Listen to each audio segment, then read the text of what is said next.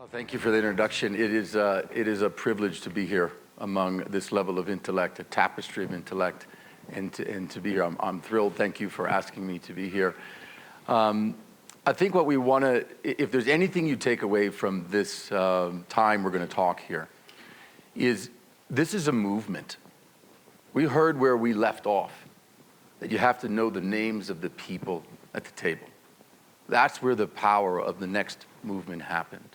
But we're going to continue that theme of understanding people. And we're going to talk about unlocking insights using digital anthropology. The way you introduced me and what we were talking about is the journey that we're on. And I can honestly say for the first time I'm doing my life's work, is that there is a path that we started down to understand the power of images. And going down that path, this creative path, my business partner, Benoit, and I realized we were unlocking something that was phenomenally, profoundly powerful. Images are a universal language. And you can understand people by how they react to what they see. And how do you do that? Well, we were a very large image creation company we owned. And we realized that there was some technology that we could do and embed a genome in these images and begin to actually make inferences. But in that path, we realized the science was so young, there wasn't enough science to do the kind of data that we're generating. And so we looked around, and then we find this science, this young science of digital anthropology that studies people in a digital realm. And then we dig into that. Then we realized that there's this very, very young science. And we'll talk about why it matters. And so ultimately, to where we are right now, just Thursday, my business partner and I announced the company Liiv. And Liiv is a company that's been formed to study how we live digitally as humans. And to do that through advocacy in academia, and do that through creating technology that lets you non-evasively study how we live digitally. And we'll talk about how that all pairs together in a continuation of data science. So we're at the intersection of creativity, technology, and human science. We're a global company. We're in 4 continents. In over 100 countries, our technology is used. So we have a global vantage point that we're looking at. So let's get this conversation going. There's no denying that technology has fundamentally changed how we live as humans. Whether you look at Facebook, or Twitter, or Tinder, you look at VR, you look at Bitcoin, we are fundamentally different in society. And that causes all kinds of things. And when you look at the science that was built to study humans, it's anthropology. And that's what they've been doing. They study us, they understand us, they look at groups of people. But because the digital world has changed, we're now living in a digital society that anthropology doesn't touch. And when you look at that, you say, okay, well, how do you go and look at people? Well, you look at people in a digital world with data science, right? That's what you do. But we're going to talk about why that alone won't solve that challenge. It's not equipped to truly study who we are. And there's an illustration we could use. There's 2 illustrations we like to use. First, if we think of just villages alone, you think of the shipbuilders. When you wanted to go and study why they use ayahuasca in Peru, right? You're going to go down and you're going to have an anthropologist go down and you're going to study this village. And you see what they do. They use immersion tactics and thick data, and they study these people, and they come back with an understanding of the people. But you wouldn't send the airplane pilot that flew you there to study those people. If you roll back before maybe 100 years ago, 150 years ago, you're going to use a ship to get down there. But 450, 500 years ago, we didn't have the technology to sail below the equator. But when we did invent that technology to get there to Peru to study ayahuasca, did we ask the captains of the ships to get off and the navigators to study the people? No. But that's what's happening.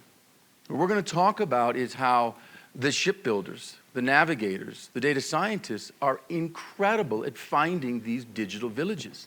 And as technology enhances and more we can find them, we can watch them, because we're not in a closed system. Data science in a closed system is remarkable.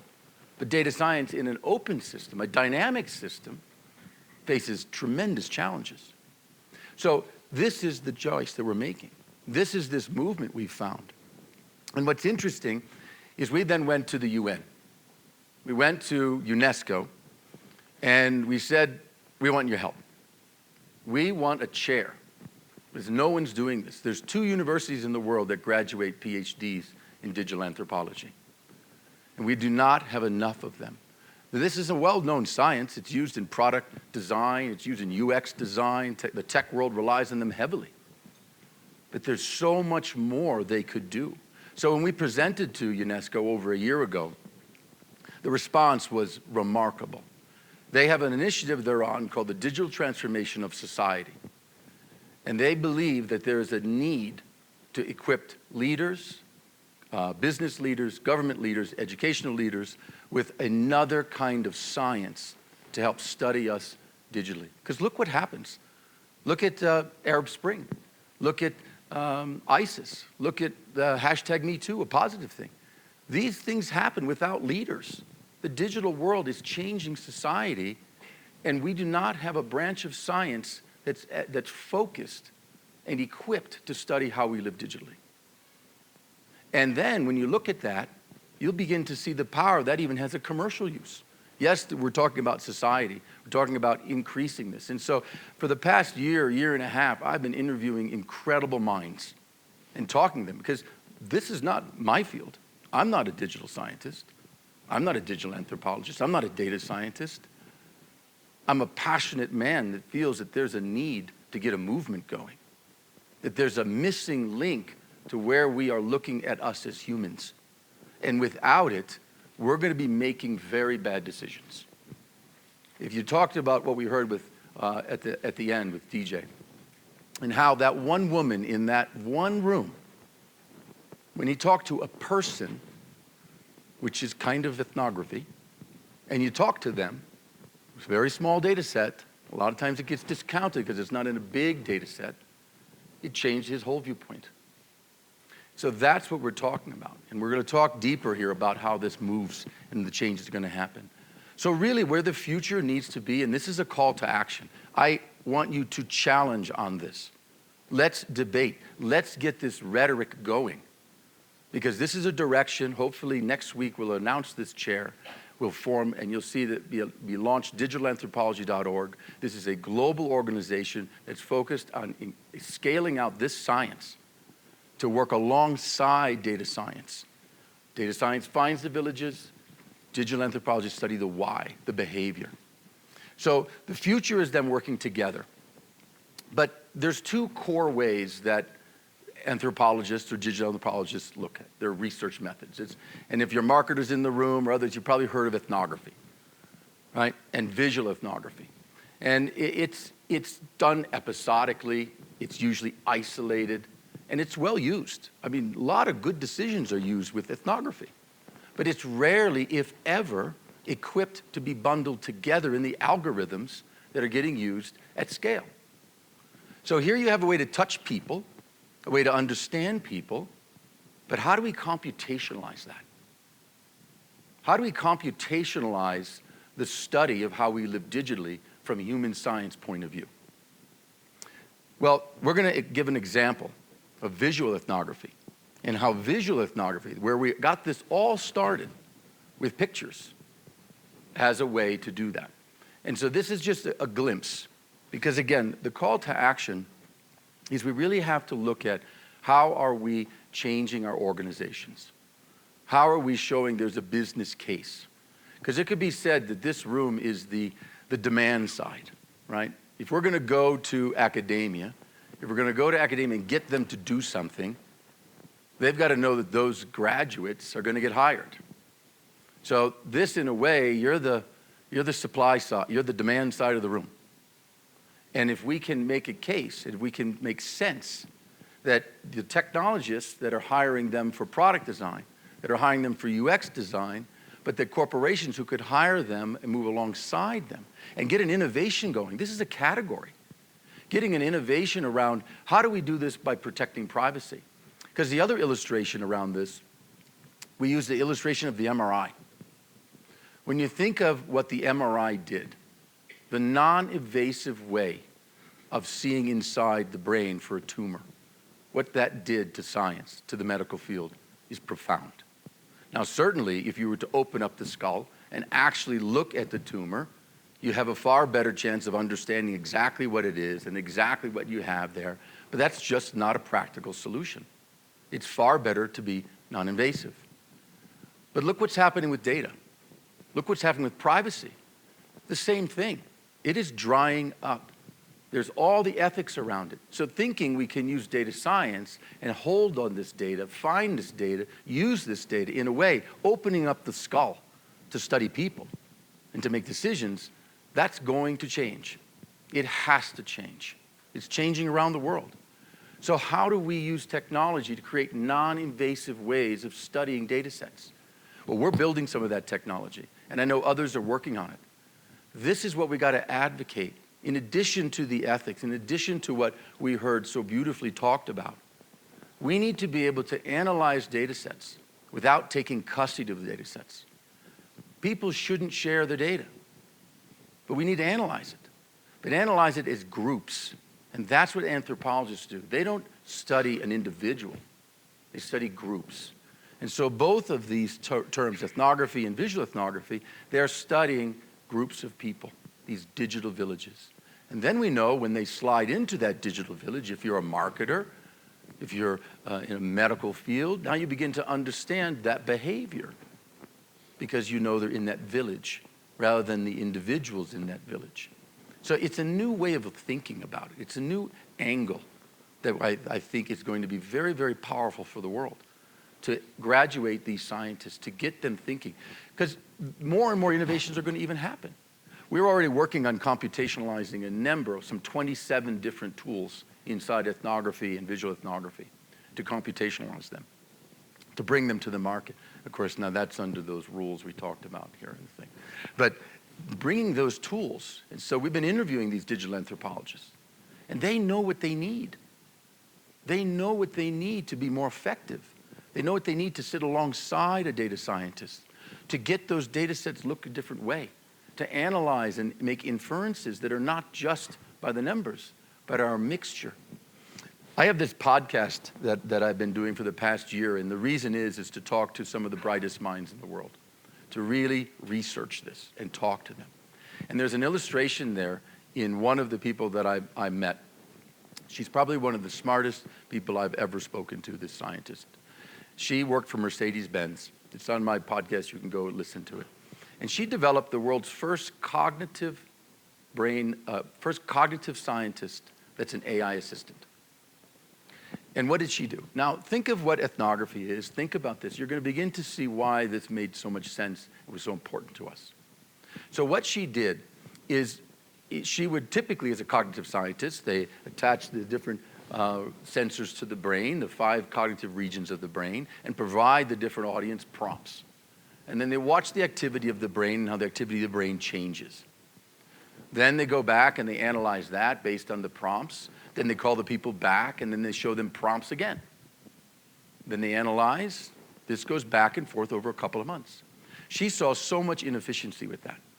So she, being this incredibly brilliant mathematician amongst everything else, she developed these algorithms that gave the AI assistant access to all of the past cognitive patterns, access to create the prompts in real time. And so as the brain is reacting to the prompts, the AI is changing the prompts back and forth. So in a matter of 2 hours, they can achieve what took 2 months. Computationalizing that research. Now imagine if the minds in this room, but imagine the minds in all of the science community in the category of digital anthropology, the universities, the PhD students, the master's students, all thinking of ways to make this better, to computationalize talking to people and real people, not inferences through massive data sets, but a combination of inferences through massive data sets and real ethnography, real visual ethnography.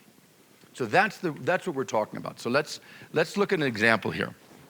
Now, to make this technology that we're going to show you work, we were so excited. We built this technology. We went because that company, Splashlight, is one of the largest e-commerce imagery creators in North America. So when you shop online, we support tens of billions of dollars of transactions using images, which means we could actually look at what was purchased by what they were shown, and we could make these inferences. We thought, this is going to be incredible. So we go to our clients, and they're like, no, sorry, we're not giving you our data. I said, but if you gave us your data, we could do this. Sorry, I don't care. I don't care what kind of lift it's going to do. You can't have our data. So we were dejected, but we didn't give up. And we came to invent a way to be able to analyze the data sets with an algorithm and never take custody of it and have those parameters shared. So what it allowed us to do was to analyze data but never take custody of it. Then we go back to them. Now we've got something else. So this is a key component of what we believe we're bringing to the world, is an awareness that for this kind of science to work alongside data science, we have to protect people's privacy. We have to use our technology capabilities and invent and find ways to analyze data and not take custody. Let them keep it. But still there's insights to be found, and we found a way to do that. And we're a little nobody company. So imagine what these big companies can do. So using that, AutoML, client-sensitive data, this patented multi-basing technology that we have, you're going to see some power here of what's going to happen. So when we think of images, so this is a system we call the intelligent imagery, or I². And the reason this works, and there's billions and billions of dollars of research being spent to analyze what's inside of an image, largely to support the self-driving car and helping people who are blind with their glasses, right? What's the difference when you're a computer looking at 60 miles an hour, a hydrant versus a 2-year-old on the side of the street? There's a very important need to know the difference of those two things, right? So all this research is, when I look at an image, what's inside that image? That's where the research is. Well, we're about the opposite of that. We're about, how do you feel when you look at an image? What does it make you do? How do you react? What is your desires? Because it's a universal language. And we realized, because of the millions of images we had and the millions and billions of transactions against them, we could begin to unlock the DNA of desire. And this is where it all began. So what are we talking about? Well, a typical image, and this is a very, very small data set. And those of you that are in marketing, or those of you that are running these companies, I tell you right now, Amazon is aware of this, and they know this, and they are using this. So we built systems that let the rest of us also do this. So is Facebook. The power of images is undeniable. It is how we communicate in a profound way. And we need the science of digital anthropology, using visual ethnography, to help unlock those insights for those of us that run companies, that are being expected to do commercial work, that are expected to lead people. We need their help. These tools exist, but you're going to find very few people can interpret the data. Very few people. Because what's happening is valuable data is not being utilized. So our system was just designed to harvest securely and make use and put it in front of the right people. So when you take creative data, you take behavioral data, and then all the third-party data that's not violating anybody's privacy, you can begin to make incredible inferences about this. And so what we saw that led us down this path, one, we're working on digital anthropology. Then we said, okay, we need a global footprint for this. And we need to understand, this is all about how people work and what they think, and for advertising, the commercial use for this is to help you make a better, more appropriate image when you're trying to communicate and connect to a consumer. So we went after a company called Telmar. Telmar, which we acquired, is the largest independent reach and frequency company in the world. So their algorithms are used to buy hundreds of billions of dollars of advertising a year, globally. And they have algorithms. And these algorithms are particularly, and this is what we were so interested in, They use survey data. They use survey data along with other data sets, census data, but survey data. That's ethnography. And we found their algorithms were some of the most accurate algorithms for understanding where to advertise, when, and for how long, because of the ethnography. Then we understood that the way they treated their data. We were working on knowledge graphs to understand the way this company, which is 51 years old, has been using knowledge graphs to properly make associations at the metadata level. So that backed us up, and we're like, okay, so what we actually see is this incredible amount of data has to be refined properly to generate the right kind of octane into the engines or the algorithms. And if it's combined with ethnography data, you get incredible insights. So ultimately what we're looking for on a commercial application, the first beginning of this is just society in general needs those kind of thinkers. But in this room, we're here, and many of us, to create profits, to find a way to make our businesses better. Well, here's an application why you should be hiring digital anthropologists, why you should be having technology associated with your data science. This is not competing with data science. Our technologies go alongside data science, bolts on with it. So here, if you understand where to advertise, when, and for how long, now you can know what it needs to look like. All through the power of ethnography and visual ethnography. You have a far more accurate understanding of your audiences. You now can more dynamically segment your audiences into these villages. And you have people that are on staff to understand how they behave. So again, you have this proprietary, secure, multi-basing algorithm. Without that, this doesn't work. Because we need that MRI device that doesn't open up a person's skull in order to see the tumor. Non-invasive ways to study people. So that's the main mission here, is to do that. When you think of the use cases for this, just in marketing alone, we know what hyper-personalization can do. When you can get more accurate to connect with a consumer. But how many of us have bought something online? Maybe it's a trip to Aruba. And then not hours later, you bought the trip to Aruba. Hours later, you're getting a digital advertisement to go to Aruba. How many of us get that, right? So you've just wasted advertising dollar. We bought the trip already to Aruba. Maybe to get advertised about restaurants in Aruba. Now there's something, but you can't because they can't access the data. However, now with this type of technology, you can actually transfer, without taking custody, the insights that the algorithms can run. Now you actually have a smarter ad tech platform. Now you actually have a smarter advertising platform of where and when and for how long.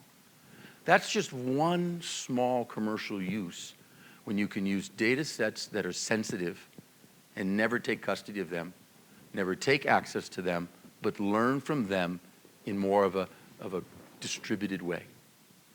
That's the power. And then when you add ethnography, small data sets. There's an interesting illustration of what happened, a real live case. There's an activist, I love her, of ethnography. She's a technologist ethnographer. And her name is Tricia Wong. And Tricia Wong was working for Nokia at the time. This is a great story. And she was working for Nokia, and she was sent, and if you remember Nokia in 2009, I mean, they had, it had to be 85% of the market. But the time the smartphones were just coming out. So she went and did all this thick data, it's called study, or ethnography studies in China and these lower economies, and she came back with a year's worth of real research and said, low-cost smartphones is what Nokia needs to be doing because they will spend up to 70% of their monthly income to buy a phone. Nokia said, sorry, our big data says that's not true. And your sample size is too small. It can't be valuable. Big data with large sample size is how we make predictions. Small samples are not valuable. Well, you know Nokia has 3% of the marketplace right now. 3%. She was right. And there's case after case after case. There's another one. So the UN had this thing. They had this initiative to help reduce the carbon footprint. And they were going to, they got shown this invention, this solar cooker.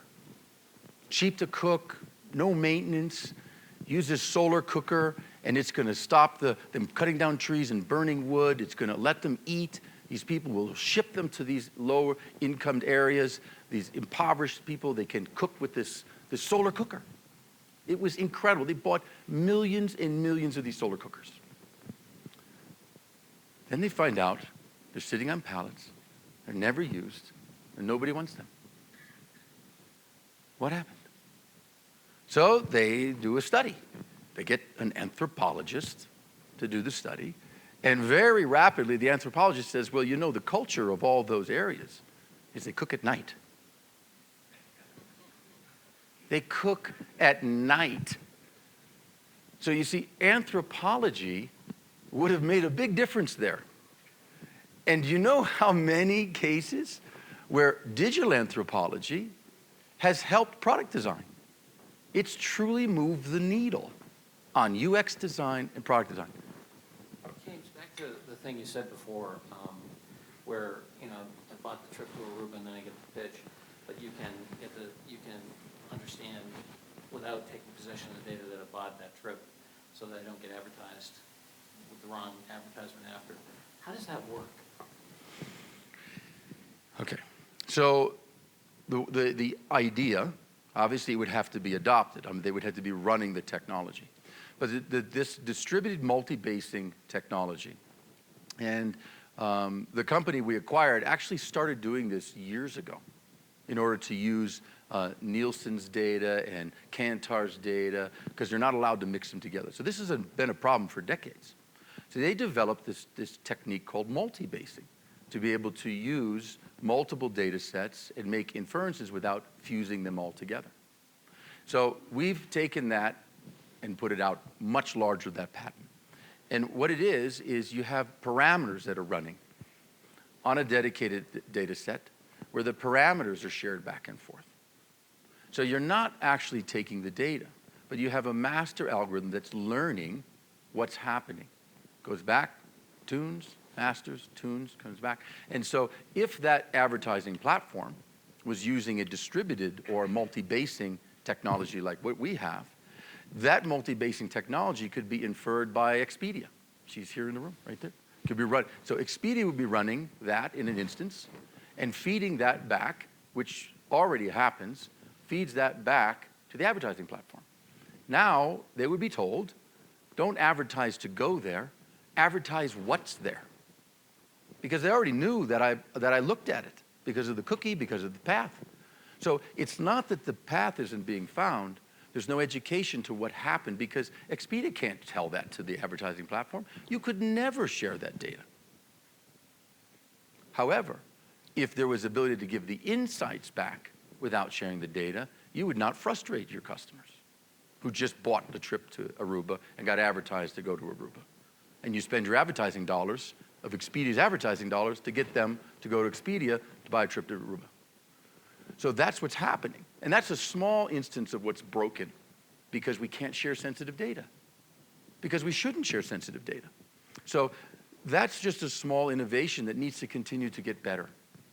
We need to computationalize these tools because at the end of the day, we're humans. We're not a closed information system. I'm sitting next to an energy company. Energy companies, it's a closed system in a way.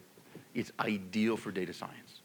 It's ideal for data science in a closed system to map and find insights, inductive level reasoning, and it's incredibly powerful. Supply chain. But when you go into this data system, that's a dynamic system that data science will never be able to understand how we live without digital anthropology, without combining. So with DJ, and this is why I was so excited about him and what how he ended with the people. And when you think about what can happen as data science becomes so powerful, but it can become like fossil fuels. It can become like plastics, like aerosols, where incredible things can go too far. That's why we're talking about ethics. Well, you know who need to be sitting alongside them for ethics? Is digital anthropologists. They have a degree in empathy, basically. Put them alongside them. And now, when you talk, and what I believe it was the Media Lab, the gentleman, and what Andy talked about the diversity of who's there.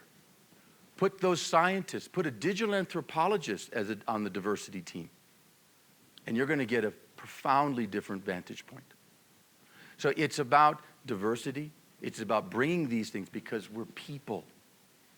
We're not algorithms. Can I ask a quick Yeah. question? Yeah. Right over here, Ellen. Oh, okay, okay. So I'm intrigued by what you're saying, and again, background here, I have a PhD in cognitive psychology, so I come from the experimental Okay. side of the world. And I believe in what you're saying, and you can get real insights. Like, I actually think if I use shorthand, I think of ethnography as a way to get inspiration and make sure I haven't totally overlooked something. But how do you deal with the other scenario that plays out where somebody can come and have one person with an N of one overweighted in the discussion of what happens? I saw one person get sick after they got their vaccine, so I mean, there's a tendency to not then go and combine it with the data. If I could answer you, what I think is in the social sciences, they love to get down to the one N. Anthropologists avoid the one N. They're studying groups of people. What's interesting, when we went to the UN and we first got the Panthéon Sorbonne, the president of the Panthéon Sorbonne, to back this because we had Paris. So what was happening is when we studied about anthropology, it's about groups of people, not what a psychologist looks at or a behavioral scientist.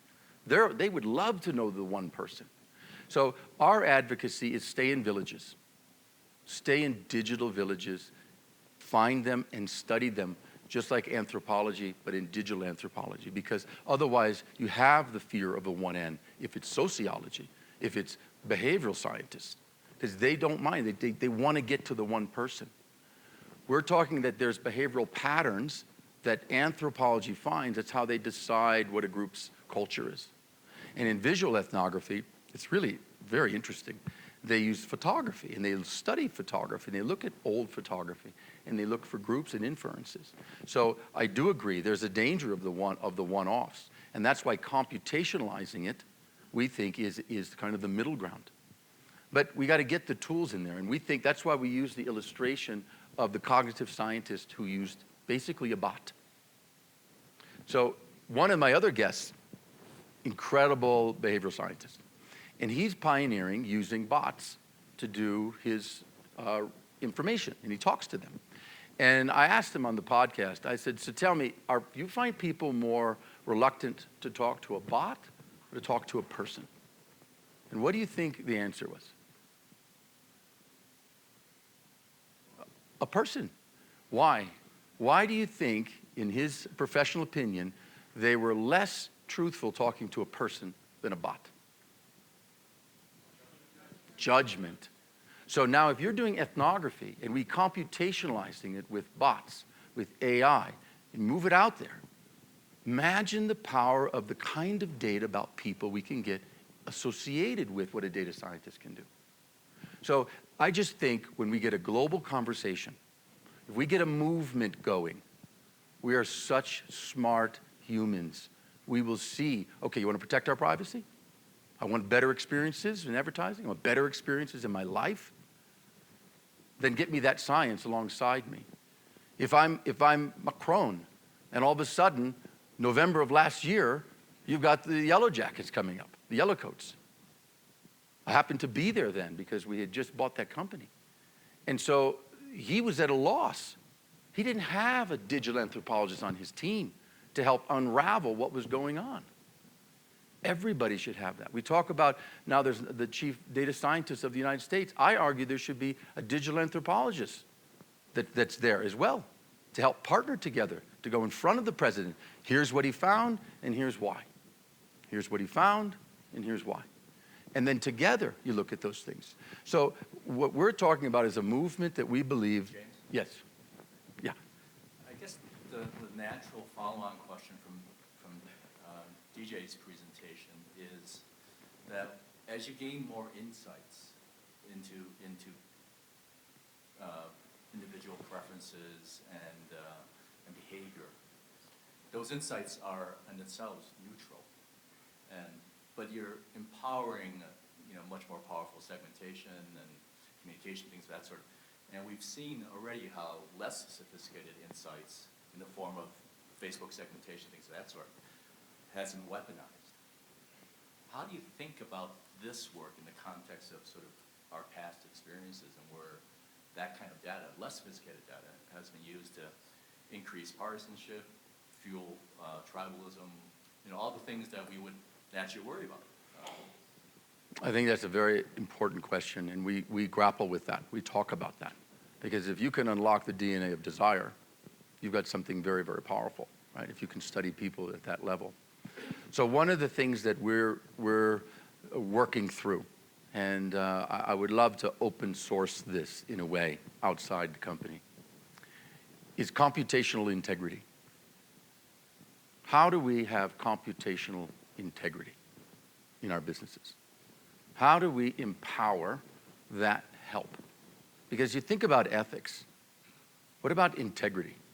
And how do you take that as a thought? Because imagine if any kind of AI, it's interesting when, first let me answer, when you take any kind of AI, and if you could have ethics, or if you could have computational integrity, helping, watching, and guarding, because things can get misused. I mean, it's just the nature of science. Whatever we find, it gets misused.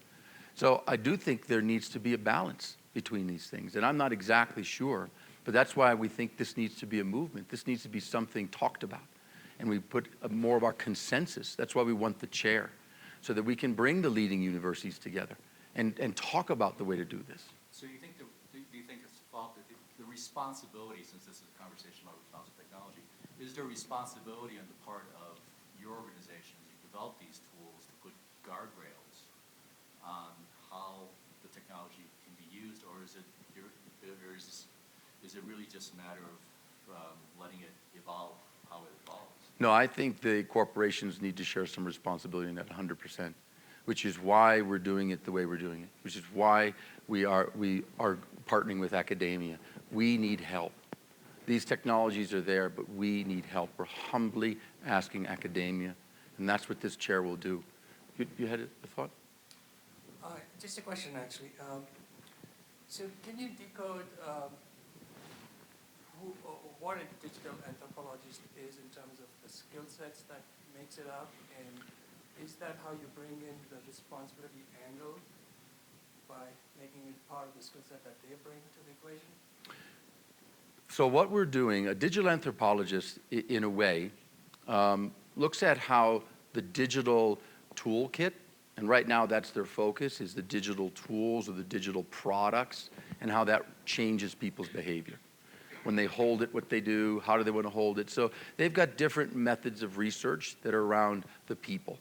Then with the UX design and kind of how they're going to react when they look at things and their feelings behind that. So they do it very episodically, and you sit down and do that. So the change will need to be, it needs to move from being something that's done just once to continual, and that there needs to be a much more expanded level of research. When we met with them, this one, Katie Hillier, and she's been instrumental in what we've been doing. She was the first person we went to on our podcast back in October of last year. And Katie talks about 27 or so different new research tools that need to be developed if you're going to take digital anthropology beyond product design and UX more into how we live digitally. So there's just rigor that needs to be done. It's not ready. And so the point of we're trying to do is, with the UNESCO's backing, in July, we want to host the 100 top universities in Florence, and we want to start this program. We need these kinds of questions of what you're asking about. How do we have the ethics? How do we protect that? How do we, because we're going to be arming incredible capabilities. Just like data science is increasing capability, and there needs to be ethics around it. There needs to be taught. So those same issues need to become, but we need help. We need another branch of science. Tom? Beyond universities, what other constituencies need to be involved in that conversation, do you think? Well, we're not 100% sure because we're embarking on this now. But some of the references that we've been made, it's unfortunate the U.S. has pulled out of UNESCO. Hopefully they'll come back in. They pulled out before and came back in. So hopefully they come back in. But there are these bodies, like in the EU has a division around digital transformation, and they're going to be essential. Africa, we were at the Pemrose as a conference around marketers research and how data is getting used. But I think we have a lot of work to do yet to understand who are the movers and shakers in this world globally that can help in order to have this conversation come together.